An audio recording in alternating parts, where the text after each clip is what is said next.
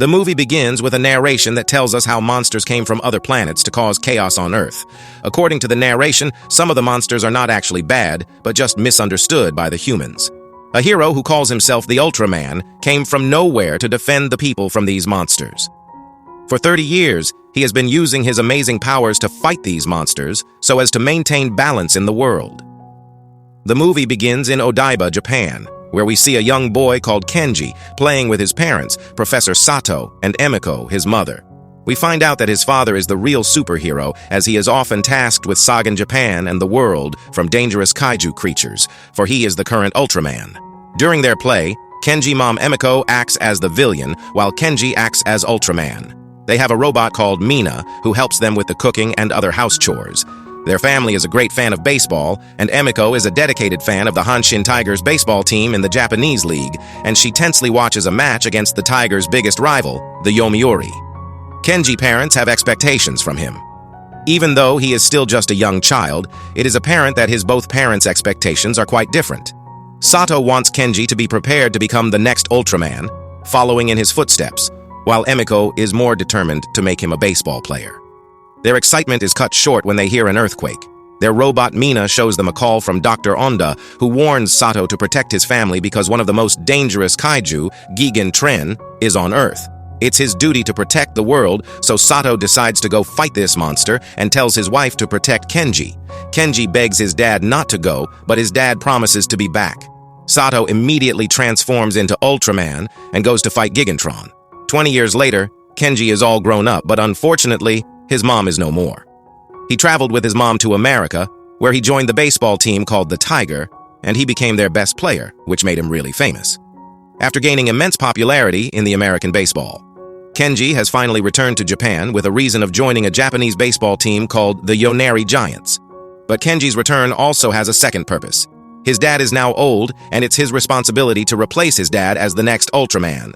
His fans in Japan have so many questions for him, so he attends a press conference where he answers all questions but gets so angry when a reporter called Amy asks about the death of his mother. Just as he storms out, he receives an alert from his watch concerning a kaiju attack.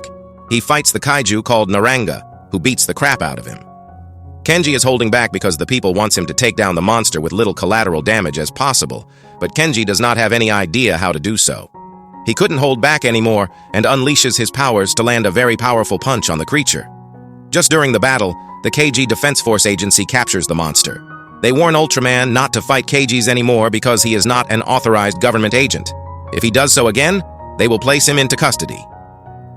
Kenji notices his suit battery is low, and whenever that happens, he loses his powers for the moment.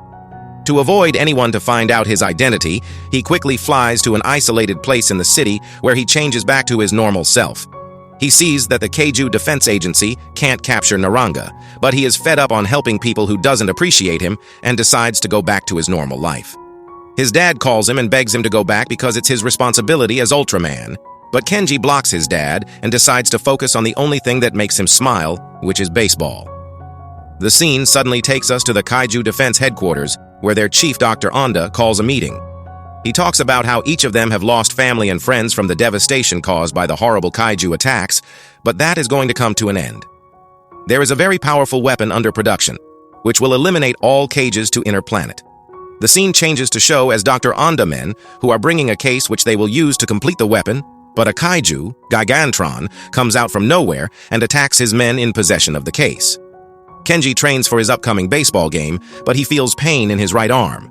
His robot Mina informs him that his right hand has been dislocated from the battle, which makes him wonder how this unappreciative people are worth losing his arm for.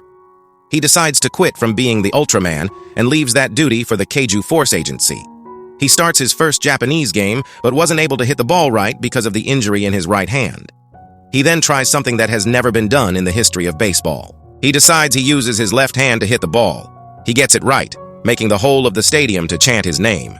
His father watches the game happily, but his whole mood changes when he receives an alert on a kaiju attack.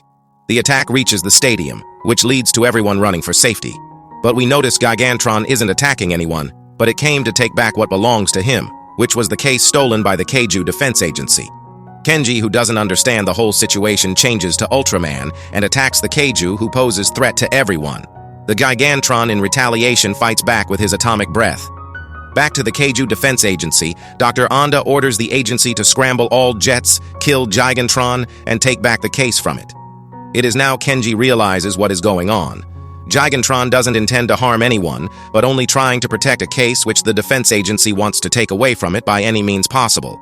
It runs away holding the case while the jets of the agency chases after it, but they warn to use deadly force on him if he interferes.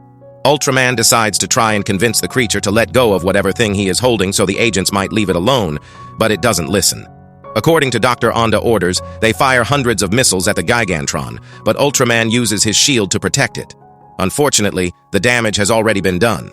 The missile brutally injures the Gigantron, and it died in few minutes. Ultraman takes the case to know why the creature is trying to protect it from the agency. He opens the case only to realize it's an egg of the Gigantron. The egg hatches the very moment he touches it, and a cute baby of the Gigantron comes out from it. Observing the agency is in search for the baby, Ultraman travels back to his basement underwater with the baby to keep it safe. After bringing the baby Kaiju safe to his place, something weird starts to happen as the baby Kaiju continuously licks his chest. His robot Mina tells him that what it means is, the baby Kaiju thinks Kenji is her mother. Kenji panics as he is not ready for this kind of responsibility. He has a life, a title to win, but now he is babysitting a giant pink lizard thing. To avoid this kind of responsibility, Kenji wants to take the creature to Kaiju Island, but Mina tells him that the Kaiju Island is nowhere to be found. His Ultraman suit battery runs low, and he changes back to this human form. The baby Kaiju, who doesn't recognize him anymore, begins to cry. Mina tells Kenji it's because she is scared of him, as it's only his Ultraman form she knows.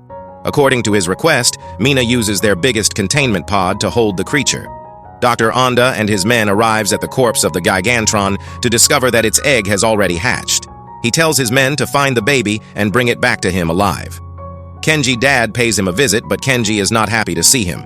We find out that when Kenji was little, his parents got divorced because Amiko, his mother, wasn't able to put up with the pressures of her superhero husband any longer.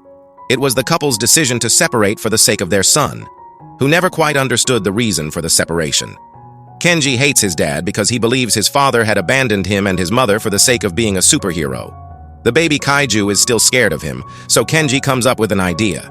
He transforms into Ultraman and his human form about 5 times just to prove to the creature that he is the same person, and this actually worked as the creature stops to cry. He hears the stomach of the Kaiju grumbling. According to his wishes, Mina brings some nice human meal for the creature to eat, but the food irritates the creature. The baby Kaiju echoes towards the fishes in the ocean, and according to Mina's explanation, Kenji realizes that the baby Kaiju loves fish. He catches hundreds of fish and gives it to the creature who devours them in minutes. Taking care of the baby Kaiju begins to affect Kenji's routine, especially his baseball career. He doesn't sleep well to keep feeding the baby Kaiju, who is always hungry, and because of this, he is always attending the baseball games very tired. Due to this, he wasn't performing well in the games anymore, and he did not only lose a lot of fans, but his coach is preparing to transfer him to another team. Kenji is angry and frustrated. He contacts a reporter he knows very well due to the sensitive questions she normally asks him in his press conferences. Kenji knows she has 2 kids, so he wants to know how she balances everything in her life, taking care of her kids and same time doing her job so well. The reporter decides to give him a clue on how to balance everything, but in exchange, he must fix an interview between them where he must answer all her questions. Thanks to her advice, Kenji begins to bond more with the baby Kaiju and teaches her how to play baseball. To fulfill a part of his deal, he goes to attend the interview with a reporter and tells Mina to take care of the baby while he's gone. The baby wakes up from sleep, and when it looks around but couldn't find Kenji, it begins to cry. This leads to a strange power coming out from her mouth. Mina tries to calm the creature by showing it pictures of Kenji, but it doesn't work. The baby Kaiju uses her newfound powers to break out of Kenji's basement, and Frog jumps into the city to look for her father Kenji. Meanwhile, while Kenji is on an interview with the reporter, he receives an alert message to discover the baby Kaiju is in the city. Without wasting much time, he cancels the interview and goes after the baby Kaiju, who is unknowingly causing chaos in the city in search of her father. Kenji finally finds it, but it unconsciously unleashes her powers on him. The Kaiju Defense Agency chief, Onda, finally finds the baby Kaiju he has been looking for and sends all his men to its location. When his men shows up, they begin to shoot numerous tranquilizers on the Kaiju, which makes it unconscious.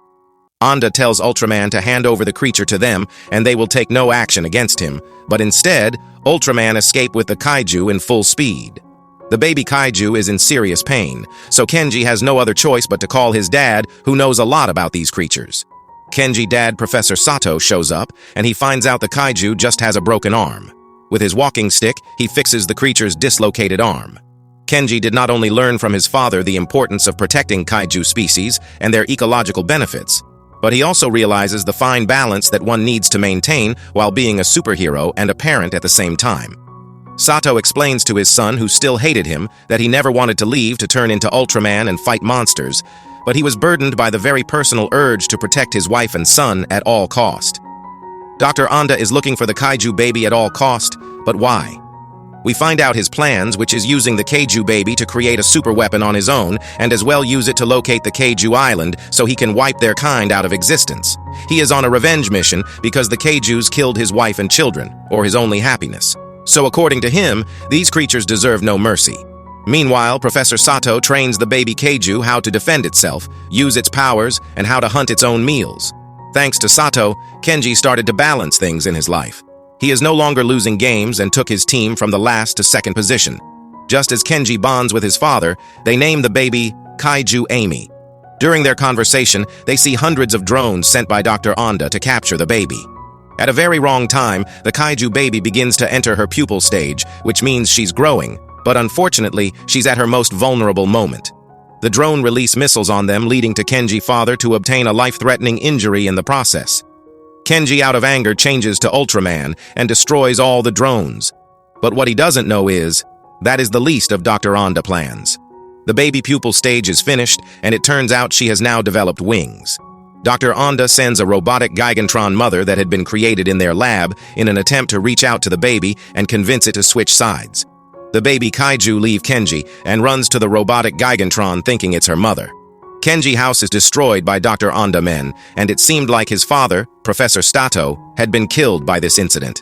Kenji goes to protect Ami from Dr. Onda and his robot Gigantron. As Ultraman, he goes into a final battle with the gigantic robot. Ultraman gets defeated and gets drowned inside the ocean. Fortunately, Kenji's dad turns out to be alive as he comes to his son's rescue in the form of Ultra Dad, and the theme of parenthood triumphing over evil is complete when the Gigantron mother also manages to get rid of the Dr. Onda control over it. With this happening, Dr. Onda decided to go with his last option. He tells his men to evaluate from the ship as the Kaiju Defense Agency must survive. He then transforms the ship into a gigantic robot with him inside controlling it to engage in an epic battle with the heroes.